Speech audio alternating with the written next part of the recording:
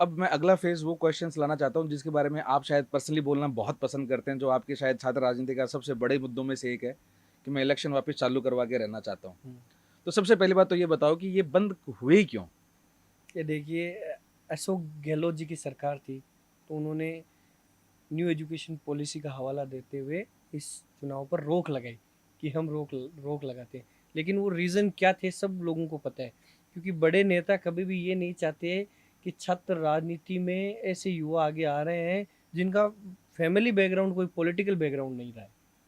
तो वो इन चीज़ों से डरने लग गए कि यार कल को अगर चुनाव कंटिन्यू होते हैं तो हर साल एक ऐसा नेता निकल रहा है जो विधानसभा में पहुंच रहा है। और तो वहाँ उस जाके हाँ, वहां जाके और फुल बेबाक तरीके से बोल रहा है बिल्कुल, कि जी मेरे को किसी पार्टी की जरूरत नहीं है, ये मुद्दा है और मैं तो लोगों के साथ खड़ा हूँ। क्योंकि छात्र राजनीति में उन लोगों ने वो सारी चीजें देखी है। ना वो मुकदमों से डर रहे, ना किसी सरकार से डर रहे। वो लड़ रहे हैं तो उन लोगों के लिए लड़ रहे हैं, वो लड़ाई लड़के ही वहां तक पहुंचे। तो सब लोगों को ये डर है, जो मेन स्ट्रीम के लोग हैं वो कहीं ना कहीं ये नहीं चाहते कि छात्र संघ चुनाव हो, ताकि जो आम स्टूडेंट जो वहाँ संघर्ष कर रहे हैं वो एमएलए या एमपी बने। इसके अलावा कोई भी सिंगल वजह नहीं है कि क्यों छात्र संघ चुनाव पर रोक लगा तो रखी है। बीजेपी ने इसका प्रोटेस्ट क्यों नहीं किया? बीजेपी, मैं कह रहा हूँ कोई सी भी सरकार हो, कांग्रेस या बीजेपी, दोनों नहीं चाहते कि छात्र संघ चुनाव हो। अच्छा, दोनों ही इस बात पे वो हैं कि अपनी सेफ्टी पहले रखें। अपनी सेफ्टी पहले है कि ठीक है, नहीं बंद रहने दो। नहीं तो ये मानते हैं कि गहलोत सरकार ने चुनाव नहीं कराए, निकम्मा सरकार है। तो उसको युवाओं ने आज देख लो विपक्ष में बैठे हैं, सरकार नहीं है। तो बीजेपी हमेशा ये कहती है कि मोदी जी के नेतृत्व में हम युवाओं को आगे लाने का काम करते हैं। हुँ, तो हम गहलोत जी को मान लिया कि गहलोत सरकार यूथ के लिए पॉजिटिव नहीं है। हुँ, तो आप पॉजिटिव हो जाओ, हुँ, आप छात्र संघ चुनाव चालू करा दो हुँ, कि भाई वो तो युवाओं को आगे लाना नहीं चाहते, हुँ, लेकिन बीजेपी चाहती है। मैं तो हुँ, कहता हूँ हम आपको ही वोट करेंगे। हुँ। आप ये एक बार डिसीजन दो कि भाई आप से छात्र संघ चुनाव होंगे।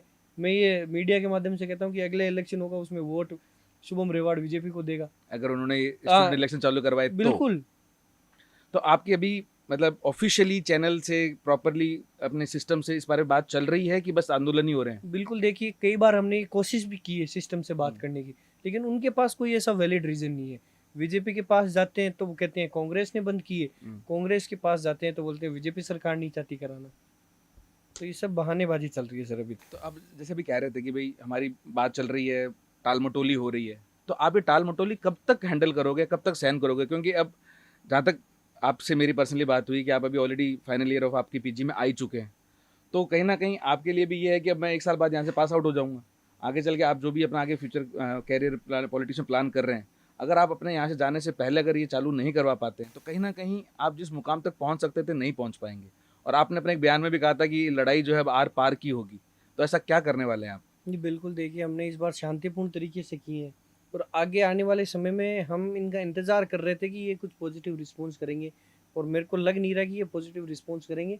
तो तरीका हम अलग तरीके से इस तरीके को बदलते हुए इस चुनाव की बहाली का प्रदर्शन करेंगे, जो आपको जल्दी देखने को मिलेगा। जल्दी? चलिए ठीक है।